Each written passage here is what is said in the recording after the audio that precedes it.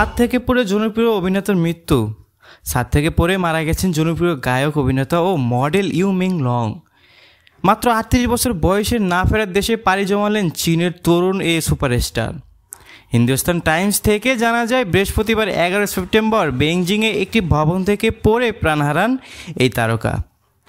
You Ming লংয়ের ব্যবস্থাপনা দল এক বিবৃতিতে জানিয়েছেন, পুলিশ তদন্তে অপরাধমূলক কোনো কর্মকাণ্ডের প্রমাণ পায়নি।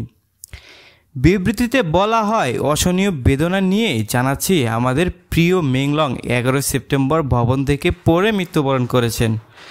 পুলিশ কোনো অপরাধের প্রমাণ পায়নি। আমরা চাই তিনি শান্তিতে থাকুন এবং তার প্রিয়জনরা শক্ত থাকুন। এর আগে এক পাপারাজ্জি সোশ্যাল মিডিয়ায় ইউ মিং লংয়ের মৃত্যুর খবর শেয়ার করেন, পরবর্তীতে পোস্টটি মুছে ফেলেন। সেখানে উল্লেখ ছিল, ৯ সেপ্টেম্বর ইউ মিং লং কয়েকজন ঘনিষ্ঠ বন্ধুর সঙ্গে এক বন্ধুর বাড়িতে খেতে গিয়েছিলেন। ১১ সেপ্টেম্বর ভোররাতে তিনি শোবার ঘরে গিয়ে ভেতর থেকে দরজা লাগান। সকাল ৬টার দিকে বন্ধুরা বাড়ি ছাড়ার সময় তাকে না দেখতে পেয়ে নিচে খুঁজতে গেলে দেহটি মেঝেতে পড়েছিল। এক প্রতিবেশী কুকুর হাঁটাতে বের হয়ে প্রথমে বিষয়টি লক্ষ্য করেন ও পুলিশকে খবর দেন।